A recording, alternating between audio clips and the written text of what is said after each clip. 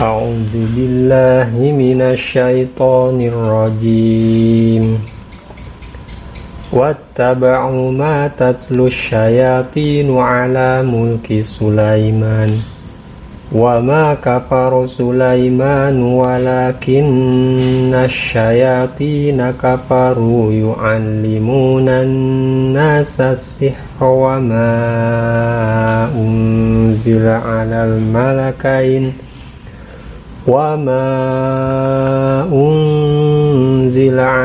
malakain bibabila Haruta wa Marut wa ma yu'allimani min ahadin hatta yaqula innama nahnu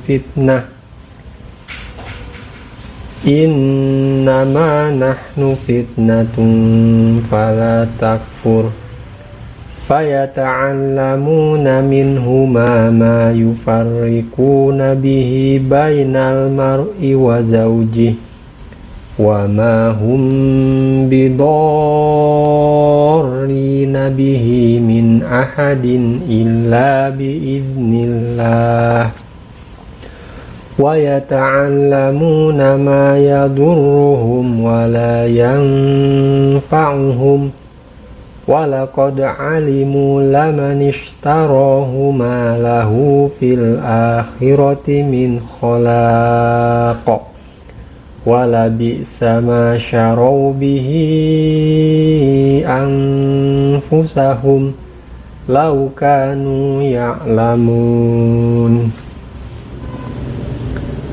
Pak Hirawan dulu ya. Pak Hirawan silakan.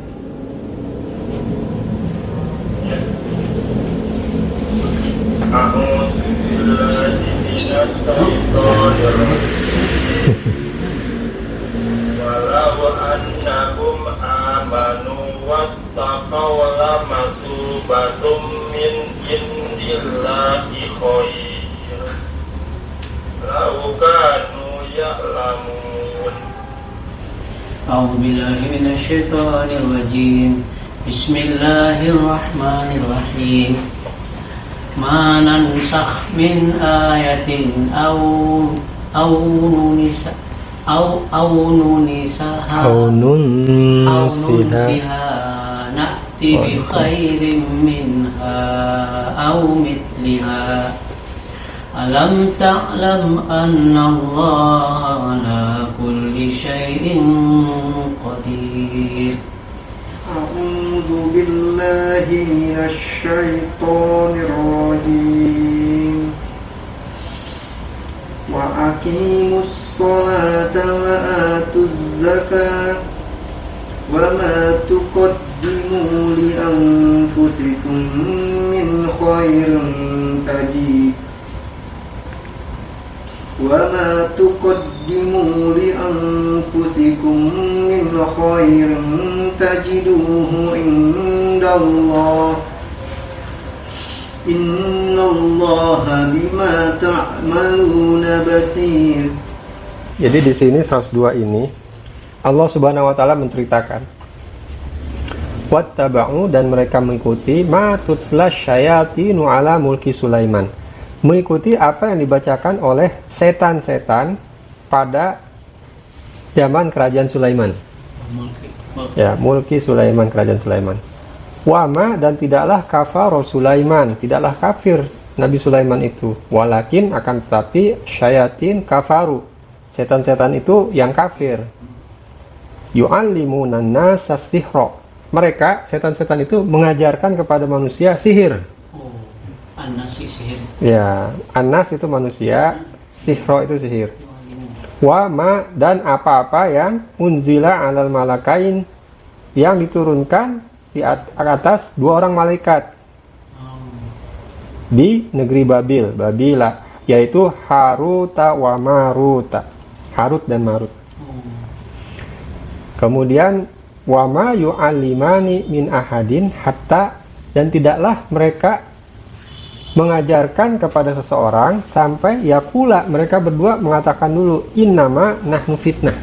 Sesungguhnya kami berdua ini fitnah, cobaan. Fala takfur, maka janganlah kamu kafir kepada Allah.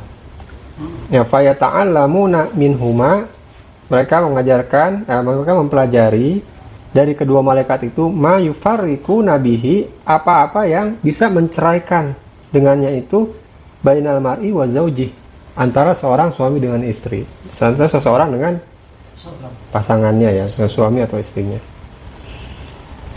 Jadi sihir itu ya yang diajarkan oleh malaikat ini sampai-sampai bisa memisahkan suami istri.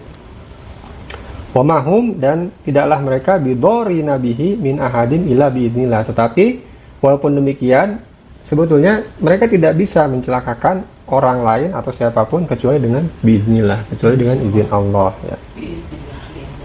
Nah, kemudian disebutkan lagi wa yata'allamuna ma yadurruhum wala yanfa'uhum, dan mereka itu sebenarnya tidak bisa memberi mudarat dengan sihirnya kepada seorang pun, ya.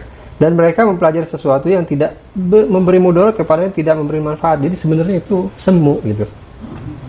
Semu. Walaqad, dan sungguh alimu laminashtarahu ma lahu fil akhirati min khalaq. Dan sungguh mereka telah meyakini bahwa barang siapa yang menukarnya petunjuk Allah itu dengan sihir itu, tidak ada baginya keuntungan di akhirat.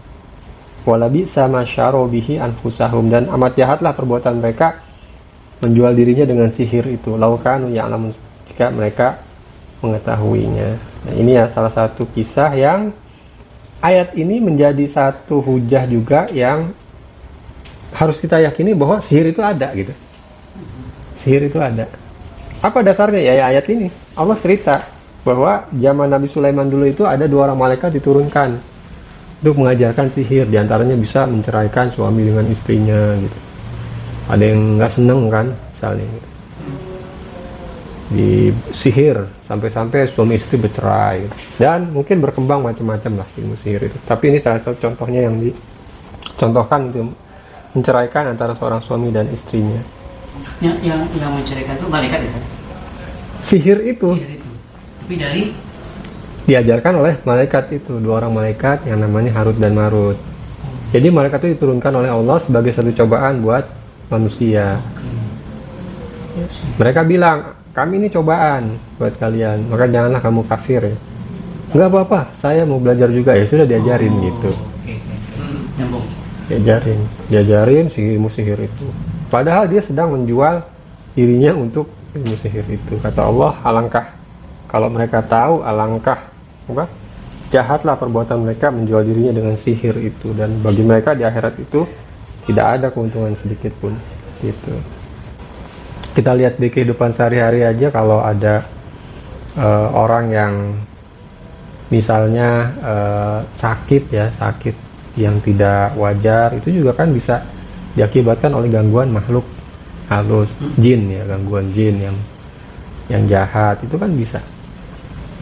Jadi terus kemudian gimana dong kita ininya menghindari atau melawan serangan itu? Itulah yang disebut dengan ruqyah syariah itu.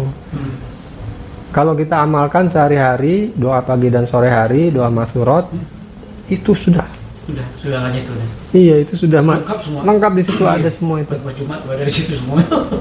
Tuh, udah tinggal dibaca aja pagi sama sore, insya Allah. Sesudah itu apa? Ya kita tawakal sama Allah. Tawakal itu apa? Tawakal itu artinya berserah diri. Nah, berserah diri itu apa? Seperti apa coba contohnya? Berserah diri itu ya pokoknya semuanya Allah. Iya karena berubah, iya karena stani. Ya, jadi gini, berserah diri itu, tawakal itu ibaratnya gini. Seseorang, contoh ya. Contoh nih. Si A nggak bisa berenang. Tapi harus melewati satu danau atau sungai. Terus si B bisa berenang. Udah, sama gua aja gitu. Ya udah. Nah, si A ini bertawakal sama dia. Berserah diri. Itu dia pasrah, udah. Keselamatannya itu dia menyerahkan sama si B ini gitu. Dia mau jeburin, dia mau lepasin, dia mau iseng apa gimana. Itu ya udah bener-bener itu. Gua udah nih ya, pasrah nih gua sama lo nih. Gitu. Nyawa gua udah di tangan lo nih sekarang nih. Gitu. Itulah yang namanya berserah diri, pasrah, tawakal. Nah, kepada Allah seperti apa? Ya seperti itu. Lebih dari itu. Lebih dari itu. Ketika kita misalnya, Selamanya. ya, siapa yang bertawakal kepada Allah, kata Allah Subhanahu wa taala di dalam surat Tolak ya, waktu kita pernah bahas juga. Itu cukup baginya udah. Allah akan mencukupkan buat dia semuanya. Gitu. Tapi kadang kita masih mengandalkan usaha kita, kadang masih benar boleh usaha itu tetap harus dijalankan. Pak Yus misalnya buka fried chicken, membuka ini buka itu di sana di sini sana situ, tapi jangan merasa usahanya itulah yang kemudian akan bukan, tapi Allah gitu. Ya Allah gitu. Ini aku serahkan padamu nih, mau diapain aja pasrah nih. Walaupun aku berusaha gitu, tetap berusaha. Cuma tuh Maksimal ya. Semaksimal mungkin ya, jangan santai aja. ya, karena apa, Rasulullah pernah menegur seseorang yang bertawakalnya itu sebelum usaha. Satu hari datang seorang bawa onta, terus ontanya dilepas begitu aja di depan itu, terus dia duduk. Kata Rasulullah, kenapa nggak diikat? Aku menyerahkan, berserah diri kepada Allah, pasrah deh, terserah Allah mau gimana gitu kan. Ya nggak begitu katanya, ikat dulu baru tawakal, baru serahkan kepada Allah. Ya? Usaha dulu gitu. Ya seperti itu ya. Jadi upaya kita terhadap gangguan-gangguan itu adalah mengamalkan apa-apa yang diajarkan oleh Rasulullah dalam kehidupan beliau dan para sahabat dulu pernah dijalankan ya. Maksudnya diamalkan terus kemudian ternyata memang benar berkhasiat untuk mengganggu, untuk menanggulangi gangguan-gangguan makhluk gaib. Itu yang kita amalkan gitu. Nah itu bukan sihir, itu justru penangkalnya sihir gitu. Sedangkan iblis mengganggu, menggoda manusia melalui perantara jin. Kebayang Pak, berarti sudah berapa jumlah kali lipat jin dibandingkan manusia, dan seberapa tantangan kita semakin zaman ini semakin panjang gitu kan, semakin banyak sebenarnya, cuma maksudnya tantangan ya, karena mereka kan jumlahnya banyak. Terus berlipat dengan kematian kita manusia aja, Korin masih bersisa gitu kan. Jadi tantangan kita sebagai manusia dalam ketaatan ya, ketakwaan itu lebih kencang harusnya ya. Betul. Iya, jadi jangankan itu ya, namanya iblis itu kan nggak mati-mati ya, dari sejak Nabi Adam sampai sekarang masih hidup kan. Jadi dia tahu berbagai macam karakter manusia. Dia lebih soleh. Tahu dia. Oh dulu Kan ya. dia soleh dari kita. Lebih soleh. Bayangkan kalau manusia aja sekarang punya komputer nih, itu bisa merekam kehidupan. Google itu bisa merekam perilaku kita. Jadi kita ngapain di handphone itu direkam sama Google, dipelajari sama dia perilaku kita, sehingga nanti dia menampilkan apa-apa yang preferensi kita. Coba pernah ini enggak? Ketika kita baca berita gitu kan, tiba-tiba muncul iklannya, iklan sesuatu yang kemarin-kemarin tuh sebenarnya lagi kita pikirin nih gitu. Kemarin-kemarin kita cari, misalnya atap lagi bocor nih. Caranya gimana ya nambahnya? Gitu kan. Terus kita search nih, cara menambal atap bocor. Dah. Baca. Nah, udah lupa deh. Besoknya kita buka Google lagi, tiba-tiba muncul iklan. Penambal atap bocor dengan gitu, kayak gitu. Jadi dia mempelajari gitu perilaku kita, si Google ini di handphone itu. Nah, bagaimana dengan iblis yang udah dari Nabi Adam sampai sekarang itu hidup, dia punya database-nya bukan main, berbagai macam manusia. Iya. Nah, itu yang digunakan kemudian untuk menggelincirkan manusia dalam kehidupannya. Itu kurang lebih. Itu ya, kita makan dulu ya. Oh iya. Oke, kita lanjut terjemah ya. Bismillahirrahmanirrahim. Kalau tidak salah, pekan kemarin itu sampai ayat nomor 8. Wamin, dan dari anas, manusia, man, siapa-siapa yang ya. Yaqulu, ya berkata, amanna, kami beriman billah kepada Allah, wa bil yaumil akhir, dan pada hari akhir. Wama, dan tidaklah hum, mereka bimu'minin, termasuk orang yang beriman. Jadi mereka mengatakan mereka beriman, padahal kata Allah mereka tidak beriman. Nah, dijelaskan ayat selanjutnya, yukhadi'una, mereka hendak menipu Allah. Allah, walladzina amanu, dan orang-orang yang amanu, mereka beriman. Wama, dan tidaklah yakhda'una, mereka menipu, illa, kecuali anfusahum, diri mereka sendiri. Wama, dan tidaklah yash'urun, mereka menyadari. Perhatikan nggak, di sini ada ma, itu ada dua arti. Apa? Apa? Kalau di sini, Di mana? kalau di sini wama, ma di sini apa? Yang mana tadi? Ini wama, ada dua wama. Dan tidaklah. Tidaklah. Ma itu tidak, artinya di sini. Wama, dan tidak yakhda'una, mereka menipu. Illa, kecuali anfusahum. Wama, dan tidaklah yashkurun, mereka menyadari. Ya. Tidak, mereka tidak Ada sadar. wa malaikati wa mala Oh, kalau itu satu kalimat, satu kata. Wa malaika, malaikat maksudnya. Nah, kalau yang kalau itu masih tidaklah. Nah, yang di awal-awal ya. Alladzina yu'minuna bil ghaibi wa yuqimuna sholata wa mimma. Nah, Wama tuh. bima, nah ini ya. Ilaika wama. Wama, dan apa, ya kan? Ma, apa di sini? Wama, apa, dan apa, unzila, diturunkan. Ini di sini ma. Wama. Dan apa, dan tidaklah.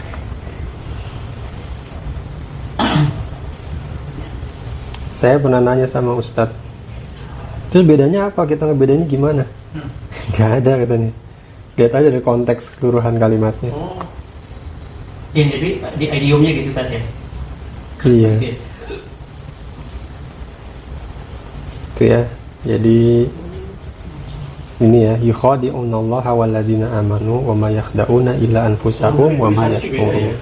Ada yang Dia ada dua harokat, harokat apa ya, kayak apa namanya, bendera itu ya. bendera ya. Oh, bendera itu tidak ada hubungannya dengan ini. Bendera itu ketika sesudah ma ini, Oh iya. sesudahnya itu hamzah. Nah, seperti ila yang di bawahnya ini. Yang ini.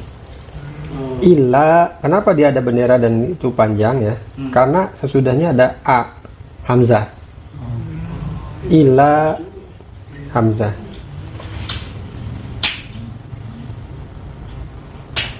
Lama-lama kita tahu. Coba gimana lagi ya?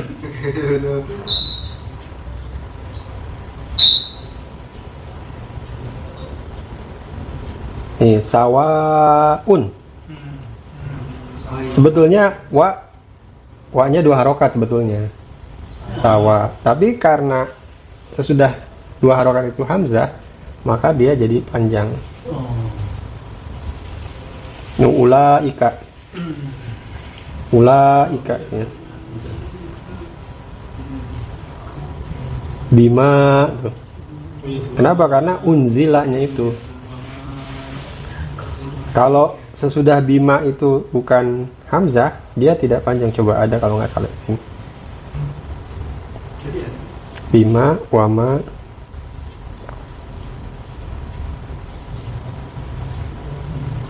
Nih, mimma kan sama nih, dari apa juga, dan sebagian apa maknya ma sama. Tapi karena bukan hamzah, rozak, jadi dia tidak ada benderanya.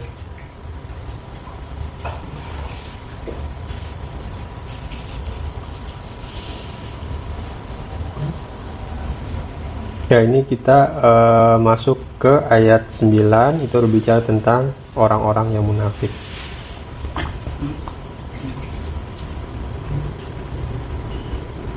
Nanti kalau mau lengkap lagi mengenai orang yang munafik, itu bisa dibuka surat khusus buat menceritakan munafik, yaitu surat Al-Munafikun.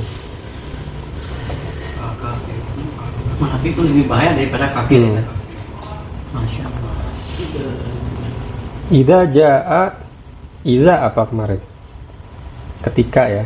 Ketika jaa datang kepadamu al-munafikun, orang-orang munafik, Qalu, mereka berkata, nashhadu, kami bersaksi, innaka la rasulullah, sesungguhnya engkau adalah Rasulullah.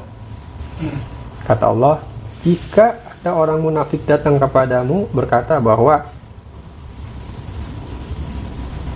bersaksi bahwa engkau adalah Rasulullah, wallahu ya'lamu, Allah ya'lamu, Allah mengetahui, innaka la rasuluh, sungguhnya engkau adalah Rasulullah.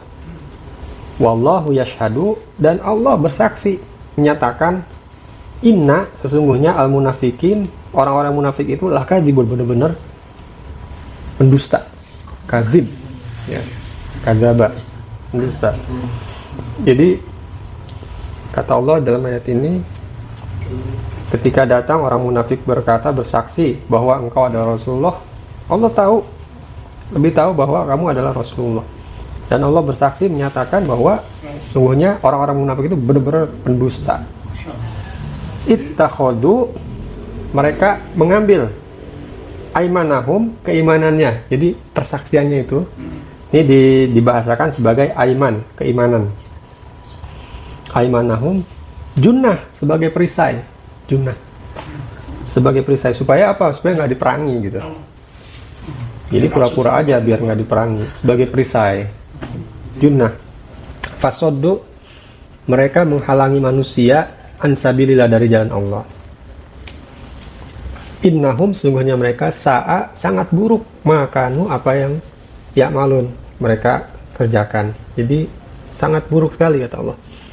Nah, di sini disebutkan lagi dzalika, yang demikian itu bi annahum, karena mereka amanu, ya, mereka beriman, tsumma kafaru, kemudian mereka kafir, fatubi'a ala qulubihim, maka dikunci mati hati mereka, fatubi'a ala qulubihim, fahum, maka mereka la yafqahun, mereka tidak dapat mengerti.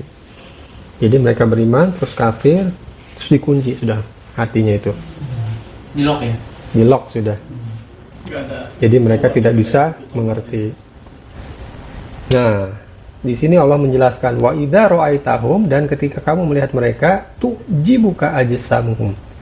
Tu'jibuka itu membuat kamu kagum. Ajsamuhum, jisim, badan-badan mereka itu. Jadi orang-orang munafik itu tampilannya tampilan hebat, tampilan keren. Cara bicaranya hebat, terus penampilannya bagus. Pokoknya inilah, membuat kagum. Wa in yaqulu, dan ketika mereka berkata, tasma, kamu mendengarkan, liqaulihim, kepada apa yang mereka katakan. Ka'annahum, seolah-olah kamu itu seperti khusyubum musannadah, kayu yang tersandar. Jadi saking mereka kata-katanya itu bagus, hebat, retorikanya hebat. Jadi si umat kaum muslim ini, bahkan kayaknya di sini disebutkan Rasulullah itu sampai kagum, terus mendengarkan, sampai itu seolah-olah sebagai kayu yang tersandar gitu. Jadi orang pintar banget, mereka pintar. Ya, disebutkan di sini. Ka'annahum musannadah yahsabuna kulla sayhatin alaihim.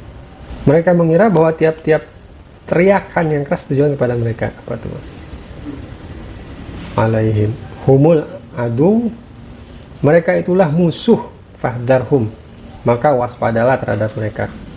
Qatalahumullah, Allah membinasakan mereka, anna yufakun, bagaimana sampai mereka dipalingkan dari kebenaran.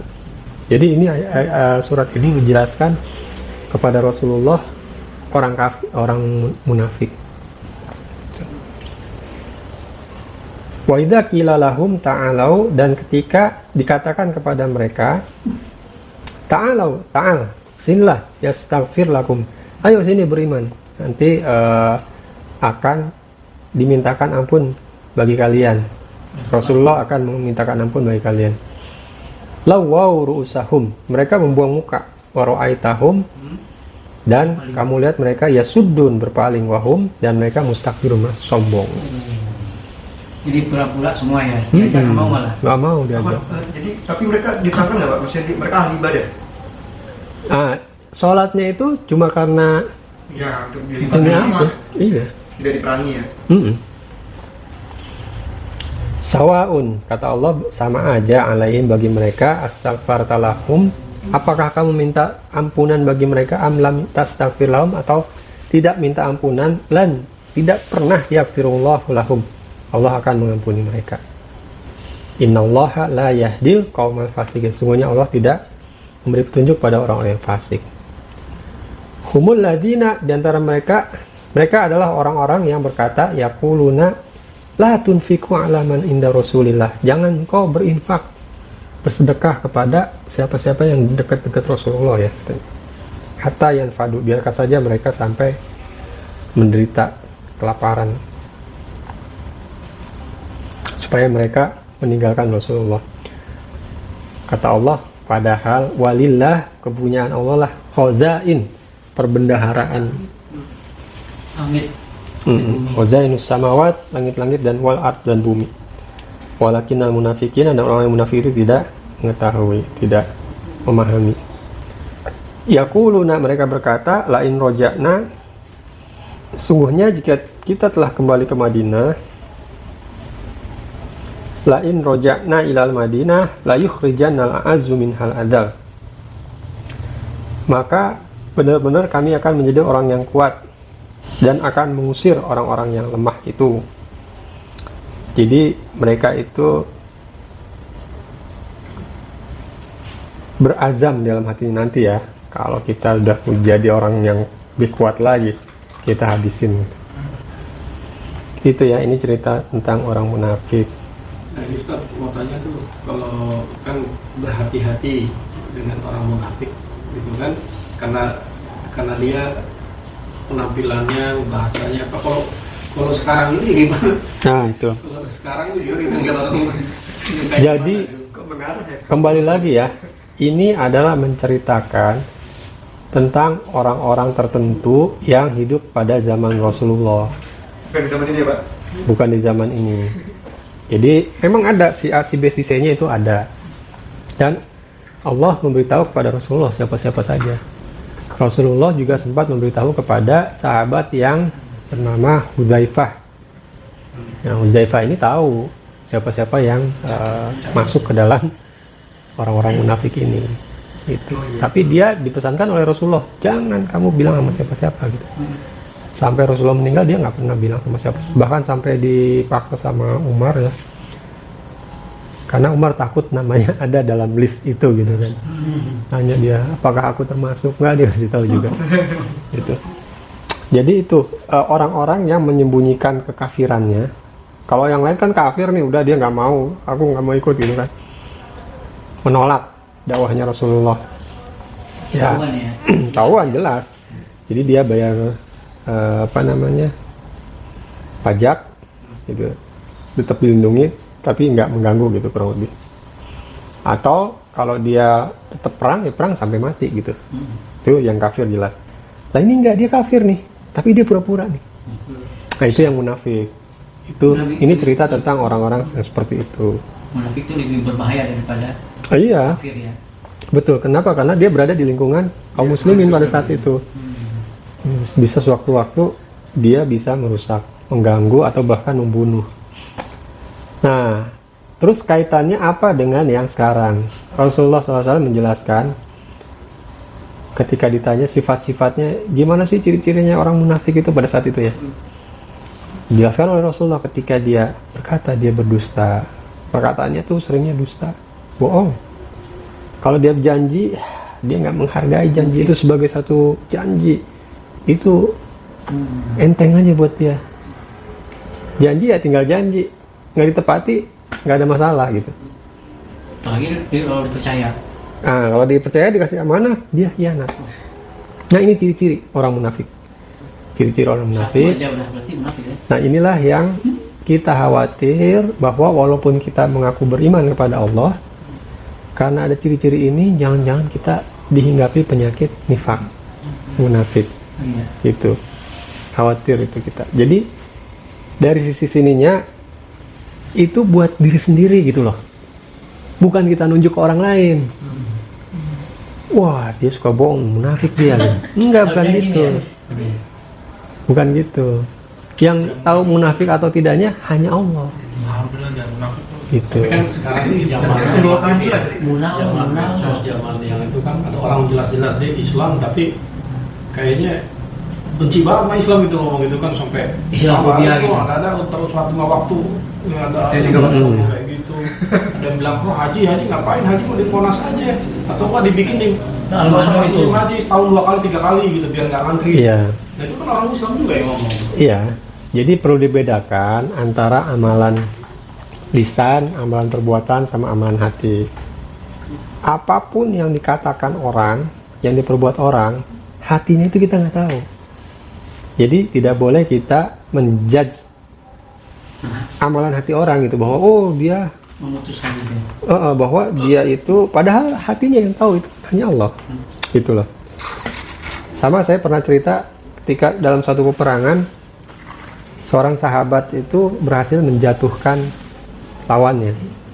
Terus lawannya bilang, la ilaha illallah Muhammadur Rasulullah. Allah ditebas juga. Ditebas juga. Mati kan? Diceritakan ke Rasulullah. Rasulullah marah. Kenapa kamu bunuh juga? Apakah ada tertulis kafir di sininya? Artinya apakah ada bukti yang nyata bagi kamu? Sedangkan kamu nggak tahu hatinya orang. Kalau alasannya sih ini, itu kan cuma alasan dia cuma supaya nggak dibunuh aja gitu kan? Nggak tahu, kamu nggak tahu hati orang gitu. Nggak tahu. Itu marah Rasulullah. Jadi kita tidak boleh menghakimi atau menilai, menjudge sesuatu yang harusnya hatinya itu yang dari hati gitu loh. Atau gini aja, gampangnya kan, wah dia ternyata benci sama saya gitu. Benci itu kan amalan hati. Harusnya kita tidak ngomong begitu. Kita ngomongnya, wah orang ini kok kata-katanya menyerang saya terus ya. Nah itu benar. Kenapa? Kan bisa memang benar. Wah si A itu ini tuh begini, ini begini. Nah ini kata-katanya kok menyerang saya. Benar kalau gitu kan. Karena sesuatu yang bisa terlihat. Tapi kalau dia bilang si A ini benci sama saya, itu dia sudah menduga-duga hatinya gitu loh. Walaupun itu kemungkinannya benar. Kenapa? Karena ciri-cirinya orang yang benci itu begitu gitu. Tapi belum tentu, jangan ke sana dulu gitu maksud saya. Mungkin dia orangnya Di luarnya dulu. apa adanya. Nah, bisa jadi dia malah sayang gitu sama kita. Ya kan? Karena ilmu kita cetek kurang.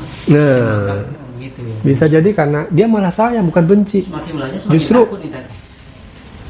Ya, intinya jangan menilai, Tipis. jangan mencoba untuk menilai hati orang itu aja sih. Karena hati orang nggak ada yang tahu, hanya dia dan Allah yang tahu. Tapi kalau dari behaviornya Pak, tadi yang saya catat tuh, oke, biasa orang munafik itu behaviornya sombong, ya kan, terus membawa perpecahan di dalam umat, tapi cerdas, Ya. tampil soleh, ya kan. Berarti yang suka bid'ah-bid'ahan juga kategori itu dong Pak. Cukup sampai di situ, nggak boleh sampai kepada kita menjudge hatinya. Cukup sampai di situ aja, bahwa orang itu, wah orang ini kontroversi ya. Nah udah. Iya gitu. Tidak boleh kita bilang, oh orang ini munafik gitu. Apalagi, oh orang ini kafir. Kecuali perbuatannya itu memang perbuatan kafir. Oh ini perbuatan ini sudah kafir ini gitu. Nah itu boleh. Jelas menyembah selain Allah. Itu bisa. Atau dia mengingkari salah satu kewajiban misalnya. Sholat itu nggak wajib. Wah itu udah perkataan kafir tuh. Tapi kita nggak boleh bilang bahwa dirinya kafir. Nggak boleh. Kenapa? Karena mungkin dia nggak tahu.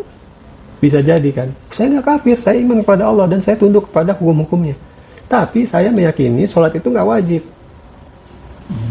Kafir nggak? Enggak. Tinggal dikasih tahu aja, ayo nih baca ayatnya ini. Ketika sudah tahu ini semua baru dia bilang enggak, saya tetap anggap. Nah itu baru. Ini perbuatannya double kafir gitu. Terus Iya, sekarang sudah. ya kasih tahu dia masih itu double kafir kan, tapi hatinya kafir nggak? Nggak tahu. Allahu a'lam. Bisa jadi dia memang cari kontroversi aja atau menantang-nantang supaya ada yang bisa jadi. Padahal dia tahu ini omongan saya salah nih gitu. Ngetes Bisa jadi. Allahu a'lam. Jadi hati orang nggak ada yang tahu. Yang kita bisa katakan adalah dia berbuat ini, dia berbuat itu, dia berbuat udah. Dia mengatakan ini, dia mengatakan itu, dia mengatakan ini. Dan perkataannya itu merupakan satu perkataan yang ini gitu udah. Kita tidak juga hatinya tidak.